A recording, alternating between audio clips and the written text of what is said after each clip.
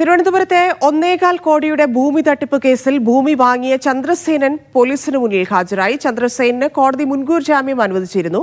ഭൂമി തട്ടിപ്പിന് ഇടനിലക്കാരനായി പ്രവർത്തിച്ച കോൺഗ്രസ് നേതാവ് മണികണ്ഠന്റെ ജാമ്യാപേക്ഷ കോടതി തള്ളിയിരുന്നു.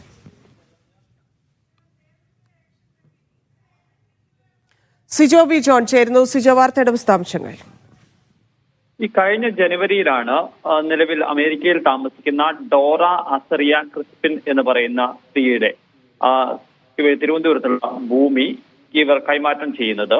ഈ ഭൂമി മെറിൻ എന്ന് പറയുന്ന പുനലൂർ സ്വദേശിയുടെ പേരിലാണ് എഴുതുന്നത്. വട്ടപ്പാറ സ്വദേശിയായിരുന്ന വസന്തയുടെ പേരിൽ വ്യാജരേഖ ഉണ്ടാക്കി. അതായത് ഈ ഡോറയാണ് വസന്ത എന്ന പേരില് വസന്ത ഈ ഡോറയുടെ പേര് മാറ്റി അത് വസന്തയാക്കി, അങ്ങനെ രീതിയിലാണ് അത് മാറ്റുന്നത്, വ്യാജരേഖയായി ഉണ്ടാക്കി എടുക്കുന്നത്.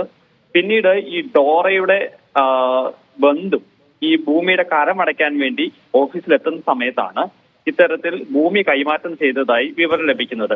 ഈ ഭൂമി വാങ്ങിയിരുന്നത് ചന്ദ്രസേനായിരുന്നു. അപ്പോൾ പോലീസ് സംശയിച്ചിരുന്നത് ചന്ദ്രസേനും ഈ ഭൂമി കൈമാറ്റത്തിൽ ഇടപാടുണ്ട് അല്ലെങ്കിൽ പങ്കുണ്ട് എന്നുള്ള ഒരു കാര്യമാണ് സംശയിച്ചിരുന്നത്.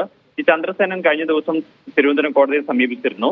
തുടർന്ന് മുൻകൂർ ജാമ്യം തേടുകയും ചെയ്തു. ചന്ദ്രസേനൻ പറയുന്നത് ഈ ഭൂമി ഇടപാട് തട്ടിപ്പാണെന്ന് തനിക്ക് വിവരമുണ്ടായിരുന്നില്ല, താൻ അറിയാതെയാണ് തട്ടിപ്പാണെന്ന് അറിയാതെയാണ് ഈ ഭൂമി വാങ്ങിയെന്ന് ഉൾപ്പെടെയുള്ള വാദങ്ങളാണ് ഉന്നയിച്ചിരുന്നത്.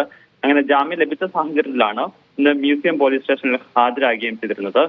ഈ കേസിൽ മറ്റൊരു പ്രതി സംശയിക്കുന്ന മുഖ്യ ഇടപാടുകാരനെന്ന് സംശയിക്കുന്ന കോൺഗ്രസ് നേതാവുണ്ട് മണികണ്ഠൻ നിലവിൽ ഒളിവിലാണുള്ളത്. മണികണ്ഠന്റെ ജാമ്യാപേക്ഷ കോടതി തള്ളുകയും ചെയ്തിരുന്നു. മണികണ്ഠനായിട്ടുള്ള അന്വേഷണം പോലീസ് ഊർജിതമാക്കുകയും ചെയ്തിട്ടുണ്ട്.